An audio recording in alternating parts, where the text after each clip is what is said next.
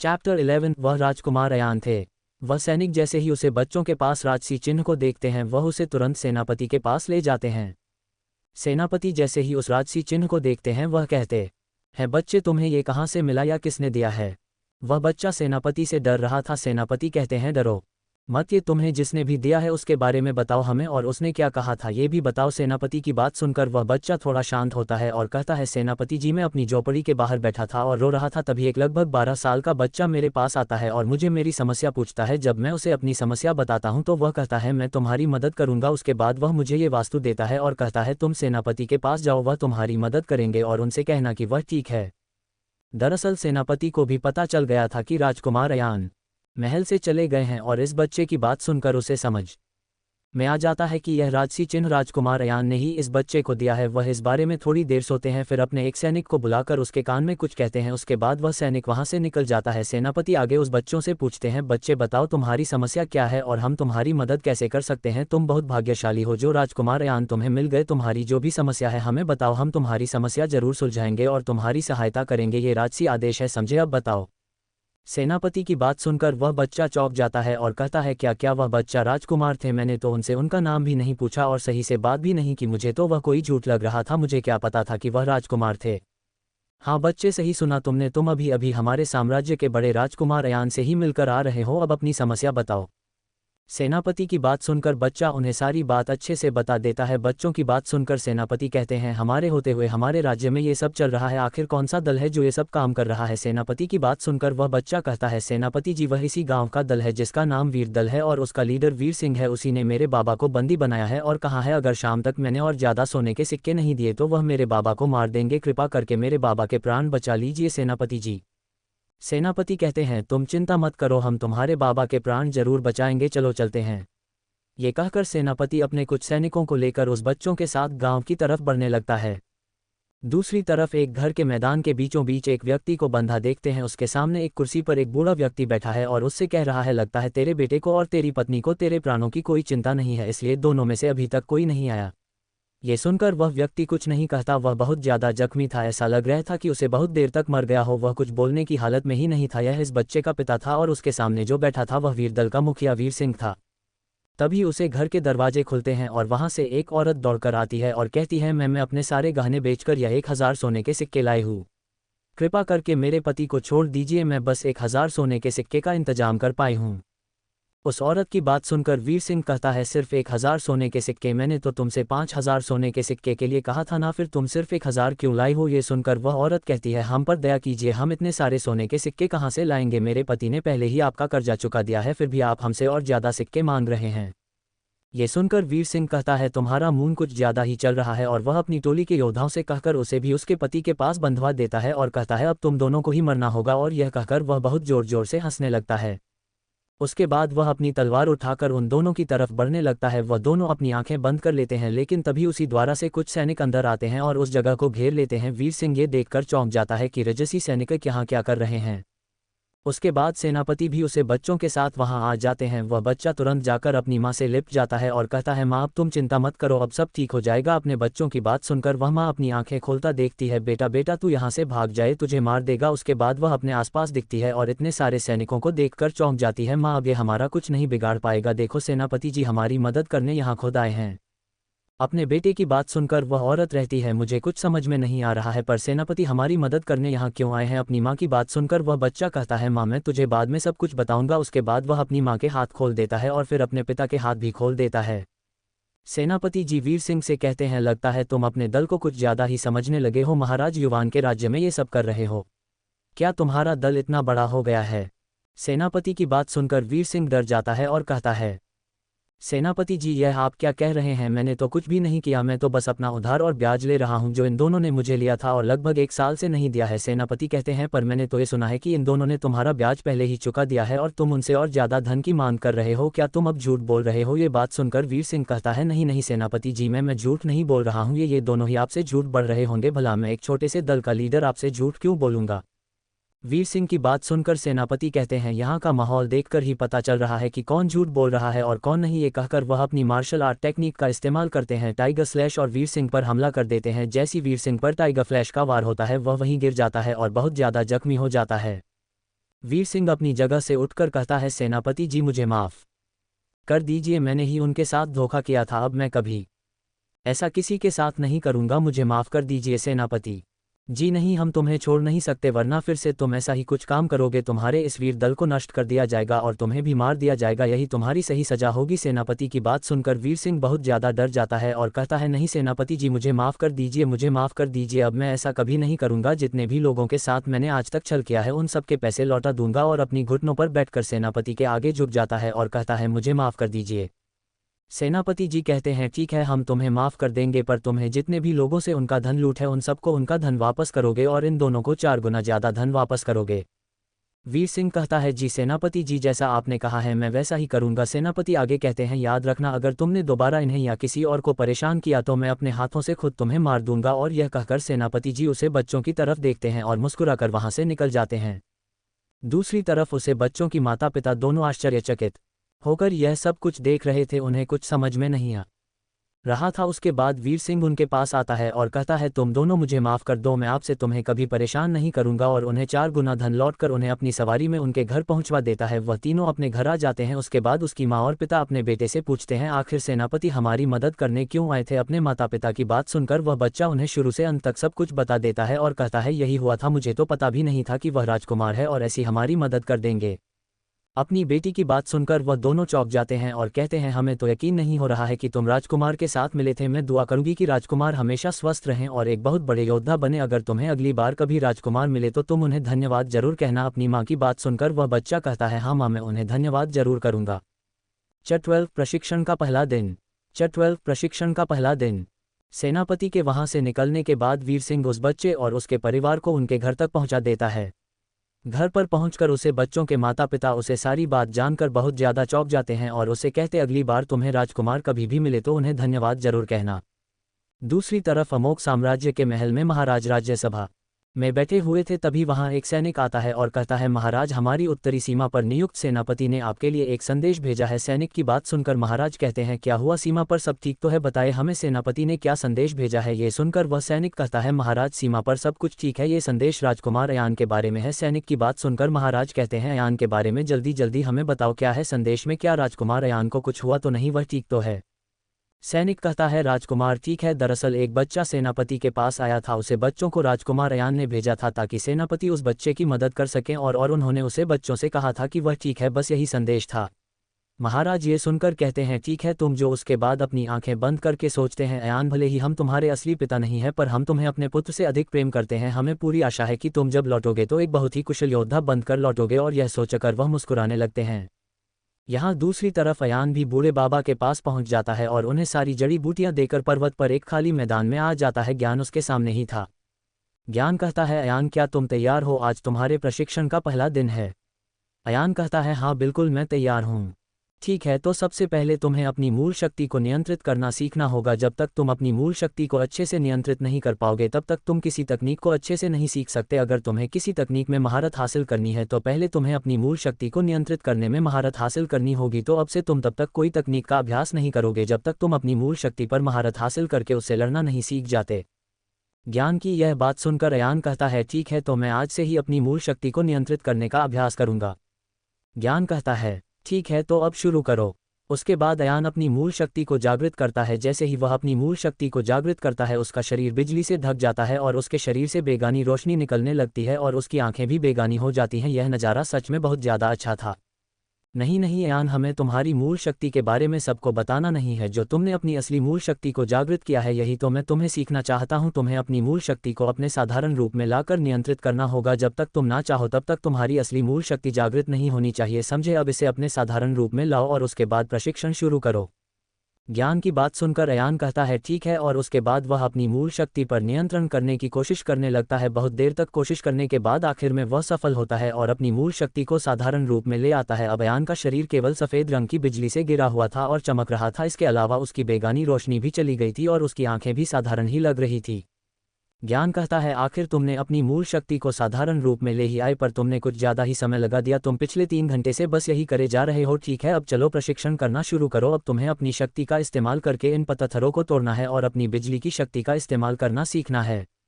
ज्ञान की बात सुनकर अयान अपना सर हाँ में दिला देता है। उसके बाद वह अपनी बिजली की शक्ति को अपने दोनों हाथों पर केंद्रित करने लगता है। थोड़ी देर प्रयास करने के बाद वह ये भी कर लेता है। उसके बाद वह आसपास की चट्टानों पर अपने मुखों से वार करने लगता है, पर इससे उन चट्टानों पर ज़्यादा फर्क नहीं पड़ता, बस छोटी मोटी दरारें ही आती हैं। ये देखकर अयान कहता है, क्या सच में मैं इतना कमज़ोर हूँ? मैं अपनी पूरी शक्ति लग रहा हूँ, फिर भी इन चट्टानों पर बस छोटी मोटी दरारें ही आ रही हैं। ये देखकर अयान और जोर जोर से उन चट्टानों पर वार करने लगता है। अयान को प्रशिक्षण करते करते दोपहर हो गई थी। अयान अभी भी उन चट्टानों पर प्रशिक्षण कर रहा था। अभी तक वह सिर्फ 2 ही चट्टानों को तोड़ पाया था। आयरन तीसरी चट्टान पर वार कर रहा था और वह थक कर वहीं बैठ जाता है। ये देखकर ज्ञान कहता है, उठो उठो, जब तक तुम इस तीसरी चट्टान को तोड़ नहीं देते तब तक तुम आराम नहीं कर सकते। जब तुम इस तीसरी चट्टान को तोड़ दोगे उसके बाद पानी पीकर कुछ देर आराम कर सकते हो, पर तुम्हें पहले इसे तोड़ना होगा। ये सुनकर अयान कहता है, ज्ञान बस थोड़ी देर आराम करने दो, उसके बाद मैं इसे तोड़ दूंगा। अयान की यह बात सुनकर ज्ञान कहता है, नहीं बिल्कुल नहीं, तुम्हें इसे अभी तोड़ना होगा। पहले तो तुम बहुत बड़ी बड़ी बातें कर रहे थे कि मैं इतनी मेहनत करूंगा, उतनी मेहनत करूंगा, सबसे बड़ा योद्धा बनेगा, और भी कहीं बड़ी बड़ी बातें कर रहे थे, और अब 3 घंटे में तुम्हारा ये हाल है तो तुम 2 साल का प्रशिक्षण कैसे करोगे? अगर ऐसा ही चलता रहा तो तुम अमर से जरूर हार जाओगे। ज्ञान की यह बात सुनकर अयान को वह सब याद आ जाता है कि कैसे सब लोग उसका मजाक उड़ाया करते थे, वह कितना कमज़ोर है और अमर हर समय उसे कैसे परेशान करता रहता था, उसके कारण कैसे उसके माता पिता को कई लोगों के सामने शर्मिंदा होना पड़ता था। और यह सब याद करते ही उसके अंदर एक अलग ऊर्जा आ जाती है और वह अपनी जगह से तुरंत खड़ा होकर फिर से उसे चट्टान पर वार करने लगता है। उसे चट्टान पर वार करते करते अयान ज्ञान से पूछता है, ज्ञान क्या ये करना जरूरी है? हम सीधे थंडर 5 तकनीक का अभ्यास करना शुरू नहीं कर सकते? अयान की बात सुनकर ज्ञान कहता है, जरूरी अयान, ये बहुत जरूरी है। जब तक तुम अपनी मूल शक्ति को सही से काबू करना नहीं सीख लेते तब तक तुम किसी भी तकनीक में सही से महारत हासिल नहीं कर पाओगे। इसलिए ये करना बहुत जरूरी है। और तुम्हें तो अपनी असली मूल शक्ति को छुपाना है, इसलिए तुम्हें तो अपनी मूल शक्ति को सही से काबू करना आना चाहिए, इसलिए तुम्हें ये करना बहुत जरूरी है, समझे? अब चलो चट्टान को तोड़ो जल्दी से। ये सुनकर अयान फिर से उसे चट्टान पर वार करने लगता है। कुछ देर में वह चट्टान भी टूट जाती है और जैसे ही अयान देखता है कि वह चट्टान टूट गई है, वह वहीं पर लेट जाता है और जोर जोर से लंबी सांस लेने लगता है। उसका शरीर भी अब अपने साधारण रूप में आ गया था, उसकी ऊर्जा खत्म हो गई थी और वह बहुत ज़्यादा थक गया था। उसके बाद अयान पानी पीता है और थोड़ी देर के लिए आराम करने बैठ जाता है। उसके बाद ज्ञान से कहता है, ज्ञान तुम्हारा प्रशिक्षण तो कुछ ज़्यादा ही कठिन है। अयान की यह बात सुनकर ज्ञान कहता है, और तुम्हें क्या लगा था कि तुम ऐसे ही 2 सालों में अमर के स्टार को मिल पाओगे? यह मत भूलो कि अमर तुमसे बहुत पहले से साधना और युद्ध अभ्यास कर रहा है। अगर तुम्हें इन 2 सालों में उसके स्तर को मिलना है तो तुम्हें उससे 2 गुना या हो सकता है 3 गुना ज़्यादा मेहनत करनी पड़े, समझे? अगर तुम्हें उस जितना है तो ये सब तो करना ही पड़ेगा। ज्ञान की यह बात सुनकर अयान कहता है, तुम ठीक कह रहे हो, उसे हराने के लिए भले ही मुझे 3 गुनी ही नहीं 4 गुनी मेहनत भी करनी पड़े तो भी मैं करूंगा, और सिर्फ उसे ही नहीं हराऊंगा, मैं एक बहुत बड़ा योद्धा बनूंगा, ब्रह्मांड का सबसे शक्तिशाली योद्धा। उसके लिए मुझे कुछ भी करना पड़े मैं करूंगा। ज्ञान कहता है, तुम्हारा आत्मविश्वास बहुत अच्छा है, पर बड़ी बड़ी बातें करने से कुछ नहीं होता। ऐसा नहीं है कि तुम जो कह रहे हो वह हो नहीं सकता, पर तुम जो कह रहे हो वह कहने में जितना आसान लग रहा है असल में उससे 1000 गुना ज़्यादा कठिन है, इसलिए तुम्हें इतनी मेहनत करनी होगी कि तुम जो कह रहे हो उसे कर सको। ज्ञान की यह बात सुनकर अयान कहता है, मैं जो कह रहा हूँ वह करके भी दिखाऊंगा। ये कहकर वह खड़ा हो जाता है और अपनी मूल शक्ति को फिर से जागृत करता है। जैसे ही ज्ञान देखा है कि अयान ने अपनी मूल शक्ति के साधारण रूप को जागृत किया है, वह कहता है, अयान तुमने इस बार अपनी मूल शक्ति के असली रूप को नहीं बल्कि साधारण रूप को ही जागृत किया है, लगता है तुम्हारी मूल शक्ति के ऊपर नियंत्रण पहले से अच्छा हो गया है। ज्ञान की यह बात सुनकर अयान उससे कुछ नहीं कहता और उसकी तरफ देखकर मुस्कुरा देता है और फिर से प्रशिक्षण करने के लिए चला जाता है और वहां पहुंचकर चट्टानों पर फिर से वार करने लगता है। 13 दिव्या जल। आराम करने के बाद आए फिर से प्रशिक्षण करने के लिए चला जाता है। उसके बाद वह शाम तक उन चट्टानों के साथ प्रशिक्षण करता रहता है। शाम होते ही ज्ञान अयान से कहता है, आज के लिए इतना बहुत है, रात होने वाली है, हमें यहाँ से आप चलना चाहिए। ज्ञान की बात सुनकर अयान कहता है, हाँ मैं आज बहुत ज़्यादा थक गया हूँ, इतनी मेहनत तो मैं पिछले 8 सालों में नहीं की जितनी तुमने एक दिन में करवा दी है। ज्ञान कहता है, अब तुम्हें अपना स्तर जल्दी जल्दी बढ़ता है तो ये तो करना ही पड़ेगा। अयान कहता है, हाँ हाँ ठीक है, अब चलो चलते हैं। ज्ञान कहता है, ठीक है चलो, आज तुमने सिर्फ 7 चट्टानी तोड़ी हैं, कल तुम्हें कम से कम 9 तक तो पहुँचना ही होगा, समझे? अयान जमीन पर लेटे लेटे कहता है, ठीक है ज्ञान महाराज, अब जैसा कहें वैसा ही करूंगा, अब चलने रास्ते में दे देना जितना ज्ञान देना है, अगर थोड़ी और देर यहाँ रुक तो यही सो जाऊंगा। अयान की यह बात सुनकर ज्ञान कहता है, ठीक है चलो। उसके बाद वह दोनों वहां से बूढ़े बाबा की झोपड़ी की तरफ बढ़ने लगते हैं। घर पहुंचते ही अयान घर के एक कोने में बैठ जाता है और जोर जोर से अपनी सांस लेने लगता है। अयान की तरफ देखकर बूढ़े बाबा कहते हैं, अयान बेटा, तुम्हें देखकर ऐसा लग रहा है कि आज तुम दोनों ने कुछ ज़्यादा ही मेहनत की है। अयान चढ़ते हुए कहता है, दोनों ने मेहनत, इसने तो खड़े खड़े सिर्फ मेरा दिमाग खाया है, मेहनत तो मैं की है, ये तो बस हवा में उड़ रहा था और अपना मुंह चलाया जा रहा था। ये सुनकर ज्ञान कहता है तुम जैसे गधे को प्रशिक्षण देना भी किसी मेहनत के काम से काम नहीं है समझे। तुम्हें इतनी बातें बताते बताते मेरा दिमाग पूरी तरीके से थक गया है। ज्ञान की यह बात सुनकर अयान उससे कहता है अच्छा तो मैं गधा हूँ, ठीक है तो फिर तुम क्या हो बताओ। ये सुनकर ज्ञान कहता है मैं इस ब्रह्मांड की इकलौती तिलिस्मी किताब हूँ समझे, तुम्हारी तरह नहीं, मैं बहुत ज़्यादा कीमती हूँ समझे। ये सुनकर अयान कहता है ठीक है ज्ञान महाराज, मान ली आपकी बात, आपसे ज़्यादा समझदार इस पूरे ब्रह्मांड में और कौन ही होगा, है ना। इन दोनों की बहस को सुनकर बूढ़े बाबा कहते हैं अरे तुम दोनों बहस करना बंद करो, मेरी तरफ भी देख लो, मैं भी बहुत ज़्यादा थक गया हूँ। गोलियों और औषधियाँ बनाना भी कोई छोटा मोटा काम नहीं है, उसमें भी बहुत ज़्यादा मेहनत लगती है। ये सुनकर अयान और ज्ञान हंसने लगते हैं। अयान कहता है हाँ हाँ बूढ़े बाबा, हम आपको नहीं भूले हैं।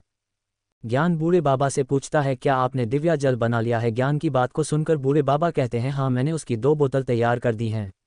ज्ञान कहता है अभी के लिए इतना काफ़ी होगा, ठीक है अयान आराम करके खाना खा लो, उसके बाद मैं तुम्हें दिव्या जल का इस्तेमाल करना बताऊंगा। अयान कहता है ठीक है और फिर बूढ़े बाबा के साथ बैठकर खाना खाने लगता है। खाना खाते समय बूढ़े बाबा अयान से पूछते हैं अयान वैसे तुम्हारा आज का प्रशिक्षण कैसा रहा।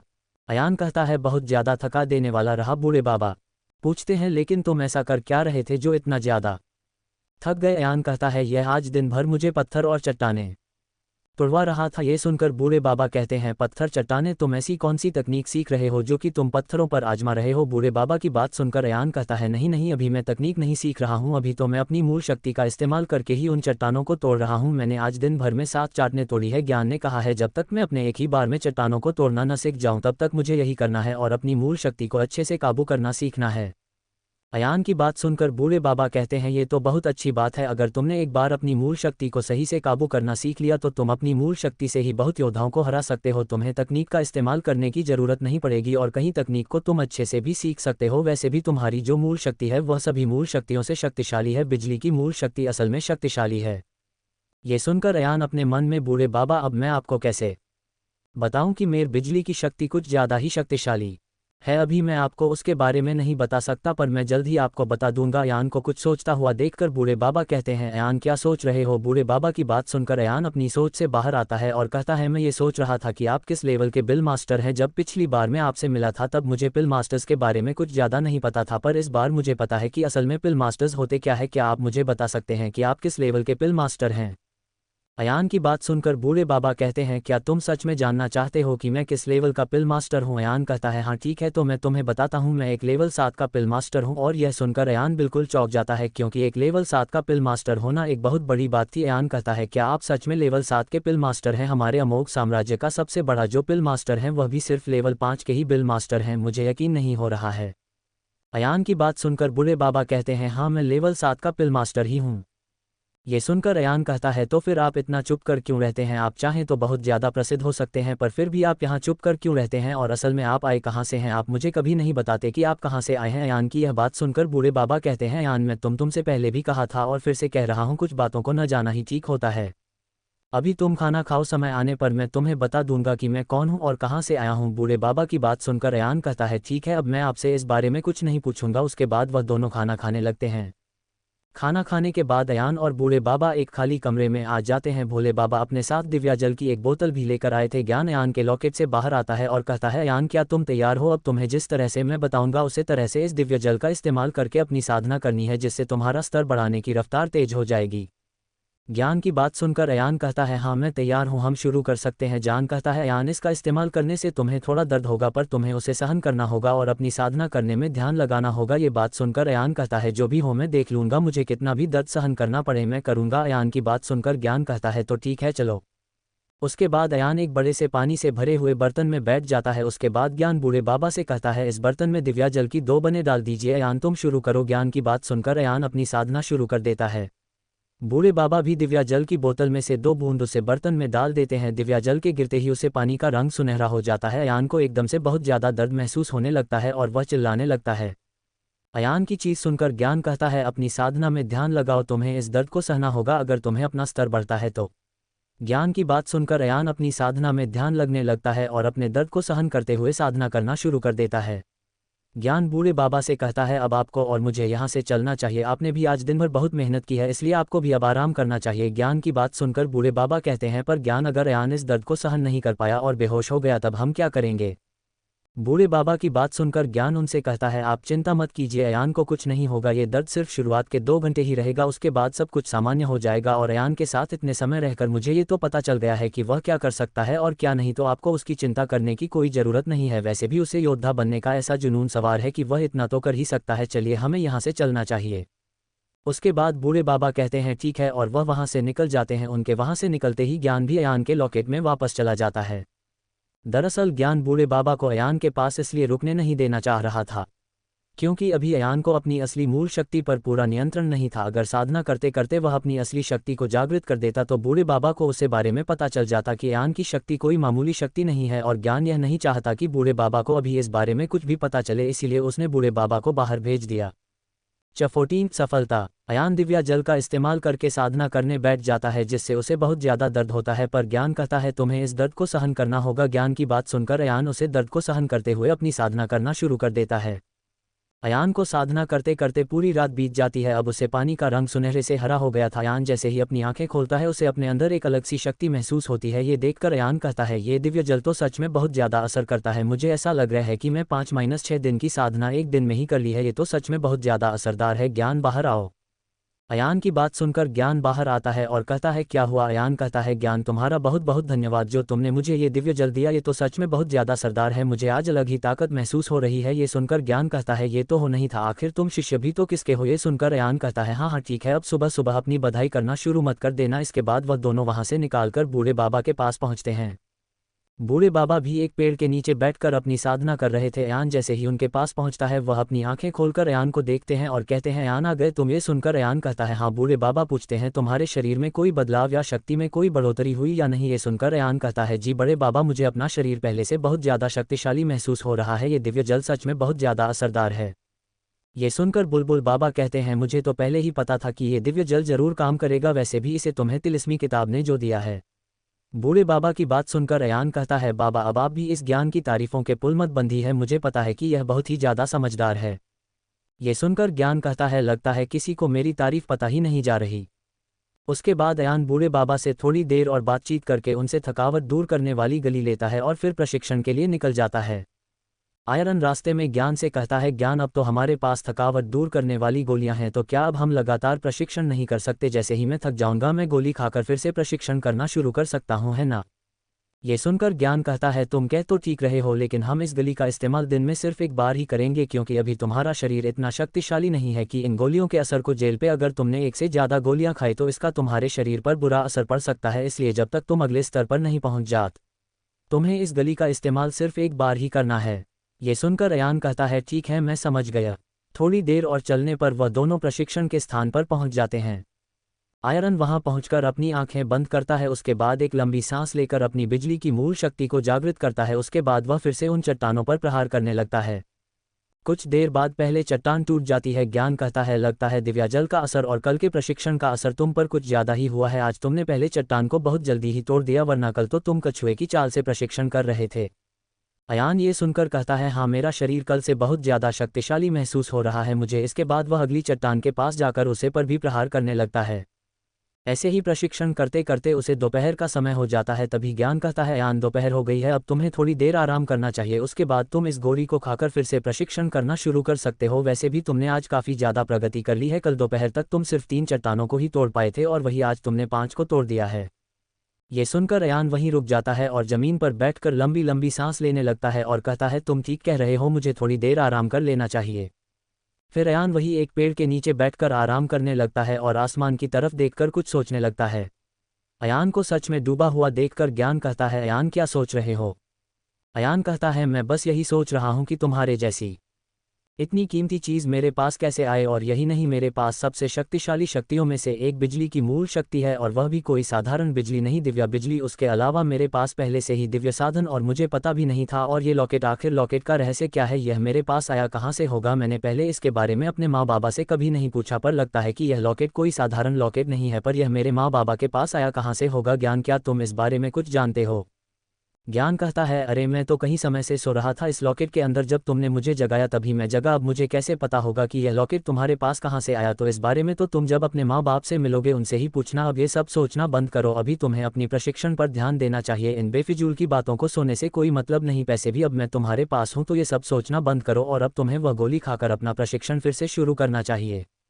ये सुनकर अयान कहता है, हाँ तुम सही कह रहे हो। उसके बाद वह एक थकान दूर करने वाली गोली खाता है। जैसे ही वह उसे गोली को खाता है उसे अपने शरीर में एक अलग से ही ऊर्जा महसूस होने लगती है और फिर वह अपनी मूल शक्ति को जागृत करके प्रशिक्षण करना शुरू कर देता है। ऐसे ही प्रशिक्षण करते करते उसे शाम हो जाती है। ज्ञान कहता है, कल के मुकाबले तुमने आज बहुत ज़्यादा चट्टानी तोड़ दिए हैं, कल तुमने सिर्फ 7 चट्टानें ही तोड़ी थी और आज चट्टानों की संख्या 13 हो गई है, अगर इसी गति से तुम प्रशिक्षण करते रहे तो तुम जल्द ही अपने एक ही प्रहार से इन चट्टानों को तोड़ना सीख जाओगे। ज्ञान की यह बात सुनकर अयान कहता है, हाँ तुम सही कह रहे हो, पर क्या मैं अभी से थंडर 5 तकनीक का अभ्यास शुरू नहीं कर सकता? अयान की यह बात सुनकर ज्ञान कहता है, देखो अयान, मैं तुम्हें पहले भी समझा चुका हूं, अगर तुम्हें किसी भी तकनीक में महारत हासिल करनी है तो उसके लिए तुम्हें पहले अपनी मूल शक्ति पर सही से काबू करना सीखना होगा और उसका इस्तेमाल करना सीखना होगा। जब तक तुम इस चट्टानों को अपनी मूल शक्ति से तोड़ना नहीं सीख लेते सिर्फ एक ही बार में, तब तक तुम्हें किसी भी तकनीक का अभ्यास नहीं करना है, समझ गए? ये बात सुनकर अयान थोड़ा सा निराश हो जाता है और कहता है, ठीक है। ज्ञान कहता है, तुम निराश मत हो, अच्छा ठीक है, मैं तुम्हें एक बात बताता हूँ, जैसे ही तुम ये करके थंडर 5 तकनीक को सीखोगे उसे सीखने के बाद मैं तुम्हें एक लेवल 3 की मार्शल आर्ट टेक्निक बताऊंगा। ये बात सुनकर अयान बहुत ज़्यादा खुश होता है और कहता है, ज्ञान क्या तुम सच में मुझे लेवल 3 की तकनीक सिखाओगे? ये सुनकर ज्ञान कहता है, हाँ बिल्कुल मैं तुम सिखाऊंगा, पर उसके लिए तुम्हें जो जो मैं कह रहा हूँ वह सब करना पड़ेगा, उसके बाद ही मैं तुम्हें लेवल 3 की तकनीक सिखाऊंगा। अयान कहता है, ठीक है, मैं सब कुछ करूंगा, जैसा तुम कहोगे वैसा ही करूंगा। उसके बाद वह दोनों वहां से निकलकर बूढ़े बाबा के पास जाने लगते हैं। वहां पहुंचकर अयान फिर से दिव्या जल का इस्तेमाल करके साधना करने के लिए बैठ जाता है। इसी तरह प्रशिक्षण करते करते अयान को 5 दिन बीत जाते हैं। आयरन सुबह उठकर रोज चट्टानों के साथ प्रशिक्षण करता है, उसके बाद में रात को दिव्या जल का इस्तेमाल करके अपनी साधना करता है। 5 दिन बाद अयान चट्टानों के साथ अपना प्रशिक्षण कर रहा था। ज्ञान कहता है, तुम काफ़ी अच्छा कर रहे हो, आज तुम्हारा 6वां दिन है और तुम लगभग 5 से 6 प्रहर में ही इन चट्टानों को तोड़ देते हो, जल्द ही तुम अपने एक प्रहार से चट्टानों को तोड़ना सीख जाओगे और अब तुम्हारी मूल शक्ति के ऊपर नियंत्रण काफ़ी ज़्यादा बढ़ गया है। ये सुनकर ज्ञान कहता है, सही कह रहे हो ज्ञान, अब मुझे भी इसमें बहुत मज़ा आने लगा है। और उसके बाद वह एक चट्टान पर मुक्का मारता है और वह चट्टान टूटकर धूल में बदल जाती है। अब अयान को प्रशिक्षण करते करते 3 दिन और भी जाते हैं। आज अयान का 8वां दिन है। एक बड़ी सी चट्टान में दरार आ रही है और वह टूटकर धूल में मिल जाती है। ज्ञान कहता है, अयान आखिर तुमने सीख लिया, अब तुम अपने एक मकई के प्रहार से इन चट्टानों को तोड़ना सीख गए हो। ये सुनकर आयरन कहता है, हाँ आज मैं बहुत ज़्यादा खुश हूँ, अब मैं अपने एक ही प्रहार से इन चट्टानों को तोड़ने लगा हूँ, मैं पहले से काफ़ी ज़्यादा मजबूत हो गया हूँ। और उसके बाद अयान अपना मुक्का एक दूसरी चट्टान पर भी मार देता है जिससे वह भी टूट जाती है। ये देखकर अयान बहुत ज़्यादा खुश होता है और कहता है, आखिर मैंने कर ही दिया। च15 मैं सीख लिया। च15 मैं सीख लिया। अयान को प्रशिक्षण करते करते 8 दिन हो गए थे। 8वें दिन उसे सफलता मिल जाती है। अब वह अपने एक ही मुक्के के प्रहार से चट्टानों को तोड़ना सीख गया था। अब अयान ज्ञान से पूछता है, ज्ञान मैं इन चट्टानों को अपने एक ही प्रहार से तोड़ना सीख लिया है, क्या अब मैं थंडर 5 तकनीक का अभ्यास करना शुरू कर सकता हूँ? ये सुनकर ज्ञान कहता है, अब शाम हो गई है, थोड़ी देर में रात होने वाली है, अभी हमें यहाँ से चलना चाहिए, इस बारे में हम कल बात करेंगे। ये सुनकर अयान कहता है, ठीक है चलो चलते हैं। उसके बाद वह दोनों वहाँ से बूढ़े बाबा की झोपड़ी की तरफ जाने लगते हैं। जैसे ही अयान बूढ़े बाबा के पास पहुंचता है, बूढ़े बाबा उसके चेहरे को देखकर कहते हैं, क्या हुआ यार, आज तुम इतना खुश क्यों दिखाई दे रहे हो? अयान कहता है, खुश? अरे बूढ़े बाबा ये कही है, आज मैं बहुत खुश हूँ, मैं आज चट्टानों को अपने एक ही मुक्के से तोड़ना सीख लिया है, मेरी शक्ति पहले से बहुत ज़्यादा बढ़ गई है, अब कल से मैं थंडर 5 तकनीक का अभ्यास करना शुरू करूँगा, क्योंकि ज्ञान ने कहा था जब मैं चट्टानों को अपने एक ही बार में तोड़ना सीख जाऊँगा तब मैं इस तकनीक को बहुत ही जल्दी और अच्छे से सीख सकूँगा, इसलिए मैं आज बहुत ज़्यादा खुश हूँ। बूढ़े बाबा अयान की बात सुनकर कहते हैं, ये तो बहुत अच्छी बात है, मुझे पता था कि तुम जल्दी यह सीख जाओगे। उसके बाद बूढ़े बाबा और अयान थोड़ी देर और बातचीत करते हैं, फिर अयान खान के बाद फिर से अपनी साधना करने बैठ जाता है। ज्ञान अपने मन में कहता है, कल जो होने वाला है अयान, हो सकता है कि तुम कल नाराज हो जाओ। अगले दिन अयान अपनी साधना करके ज्ञान के साथ अपने प्रशिक्षण के स्थान पर निकल जाता है। वहां पहुंचकर अयान अपने लॉकेट में से थंडर 5 तकनीकी किताब बाहर निकाल लेता है। ज्ञान उसे किताब को देखकर कहता है, रुको अयान, इसे वापस रख लो। अयान ज्ञान की यह बात सुनकर उसे कहता है, पर क्यों ज्ञान, अगर मैं इस किताब को पढ़ लूंगा नहीं तो ठंडा 5 तकनीक का अभ्यास कैसे करूंगा? अयान की बात सुनकर ज्ञान कहता है, अभी हम ठंडा 5 तकनीक का अभ्यास नहीं करेंगे, अभी तुम्हें कुछ और चीज़ सीखनी जरूरी है। ये बात सुनकर अयान कहता है, पर तुमने तो कहा था कि जैसे ही मैं चट्टानों को तोड़ना सीख जाऊंगा उसके बाद हम इस तकनीक का अभ्यास कर सकते हैं। अयान की बात सुनकर ज्ञान कहता है हाँ मैंने कहा था, पर लगता है तुम्हें मेरी पूरी बात याद नहीं है। मैं तुमसे कहा था जब तक तुम अपनी मूल शक्ति को अच्छे से नियंत्रित करना नहीं सीख जाते तब तक हम किसी तकनीक का अभ्यास नहीं करेंगे। ये बात सुनकर अयान कहता है पर मैंने तो अपनी मूल शक्ति पर नियंत्रण करना सीख लिया है। अब मैं अपनी मर्जी से जब चाहूँ तब अपनी बिजली की शक्ति के साधारण रूप और जब चाहूँ तब उसके असली रूप को अपने हिसाब से काबू कर सकता हूँ, और अब तो मैं अपने हाथों से भी अपनी मूल शक्ति को काबू कर सकता हूँ। इसी कारण तो मैं इन चट्टानों को तोड़ पाया और तुम कह रहे हो कि अभी मुझे और ज़्यादा सीखना है। अयान की यह बात सुनकर ज्ञान कहता है मुझे पता है कि तुम अपनी मूल शक्ति पर अच्छे से काबू करना सीख गए हो, पर पूरी तरीके से नहीं। अभी तुम सिर्फ अपने हाथों पर ही अपनी बिजली की शक्ति को केंद्रित कर सकते हो। मुझे बताओ, क्या तुम अपने पैरों से भी इसी तरह बिजली का इस्तेमाल कर सकते हो, या फिर तुम अपनी बिजली की शक्ति का इस्तेमाल करके दूर से ही किसी चीज़ पर वार कर सकते हो? बताओ नहीं कर सकते। इसीलिए अब तुम्हें इन्हीं दोनों चीज़ों का अभ्यास करना है। पहले तुम्हें अपने पैरों से चट्टानों को तोड़ना सीखना है, उसके बाद अपनी बिजली की शक्ति का इस्तेमाल करके दूर से ही उन चट्टानों पर वार करना है, समझे? ये सुनकर अयान थोड़ा नाराज होते हुए कहता है ये सब तुमने मुझे पहले क्यों नहीं बताया? तुमने मुझसे झूठ क्यों बोला? ज्ञान कहता है मैं तुम्हें पहले ही बता देता तो शायद तुम इतने अच्छे से प्रशिक्षण नहीं कर पाते जितना अच्छे से तुमने अभी किया है, और वैसे भी अगर तुमने इन दोनों चीज़ों को और अच्छे से सीख लिया तो थंडर 5 तकनीक तुम बहुत ही जल्दी सीख जाओगे। ज्ञान की बात सुनकर अयान गुस्से में कहता है ठीक है, तुम कह रहे हो तो मैं ये दोनों चीज़ भी सीख लूँगा, पर और कुछ हो तो अभी बता दो वरना बाद में कहो। ज्ञान अयान को गुस्से में देखकर कहता है अयान तुम गुस्सा मत हो, मैं जो कर रहा हूँ सिर्फ तुम्हारे लिए ही कर रहा हूँ, इसमें मेरा कुछ फ़ायदा नहीं है, और जैसे ही तुम इन दोनों चीज़ों का अभ्यास कर लोगे मैं तुमसे वादा करता हूँ कि उसके बाद तुम ठंडा 5 तकनीक का अभ्यास शुरू कर सकते हो।